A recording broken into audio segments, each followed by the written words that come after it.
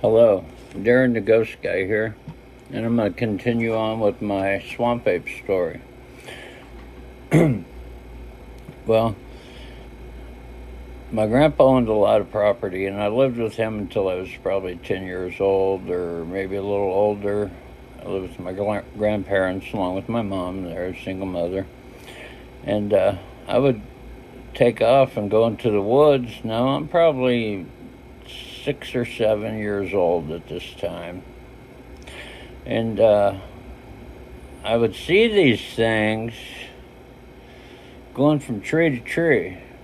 Now, I don't know what I'm looking at yet, but I was able to mimic them, and I was able to do that too. Go from tree to tree without touching the ground, and that's how them bitch move.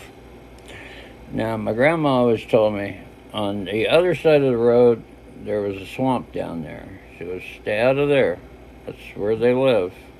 Don't go down there screwing around or you'll piss them off.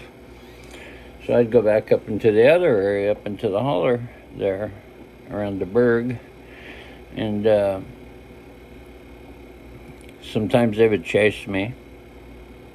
And they were fast, but we had these trees back there called mofos, and that's short for you know what.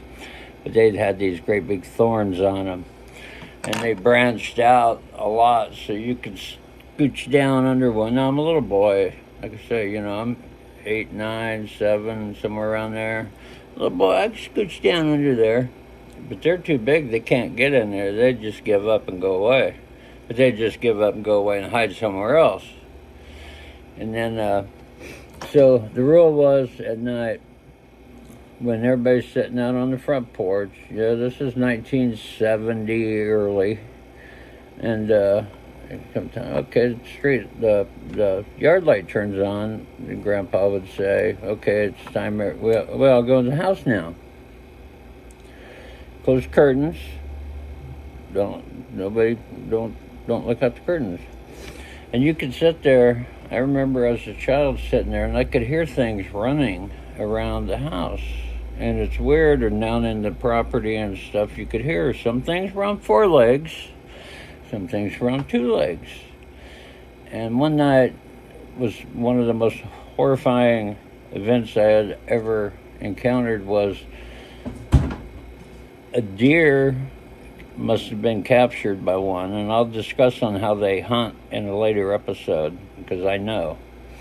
But anyway, they must have been captured by a deer, and that deer was making ungodly noises. It sounded like a female screaming, and these things are screaming, they're hooping, hollering. You could hear them going up the holler. And hey, we got one, come down, let's eat. And my grandma told me, don't be scared, it'll be over soon. Because the deer is totally suffering in agony. And like she promised, it was silence. But then you could hear these things, whoop, whoop, whoop, whoop, up and down, whoop, whoop, whoop. And they're all coming down out of the hills to eat. Now, I think they run up and down the Missouri River, tree line. I think they run up and down what we called the bluffs. Now, my grandpa's property was on the bluffs. Of course, he died in the 70s, and the property was sold. Wish I would have had money then. But anyway, don't look out the windows. So one night after, I don't know, my dad got out of the Navy, stepdad got out of the Navy or something, we had a trailer house parked down the street, down, it's on my grandpa's property, about 50 yards away. And I kept hearing this noise, shit running around, and I decided I'm going to look out the window. And I did. And this, I don't know what it was. It charged me. I don't know how it even noticed I was peeking out the little blinds. I don't know how it knew. But it knew. And it ran up to the side of the trailer, and it was whacking on it and screaming and hollering and all this kind of hooting and making all kinds of racket. And my grandpa stepped out on the porch of his place, like I said, probably 50 yards or less. Kaboom! With 12 gauge. Scared him away.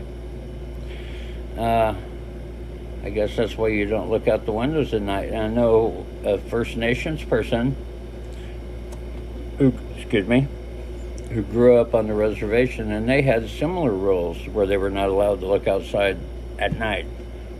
And there's a reason. These things hate to be seen, and they'll do everything they can not to be seen. And I will carry on with this story a little more. I hope I did it a little bit of justice. Darren the Ghost Guy, please subscribe to my channel. It means a lot. Darren the Ghost Guy at YouTube. Please subscribe. If you like it, like it. If you don't like it, you don't like it. But please subscribe. Darren the Ghost Guy at YouTube. I'll see y'all later.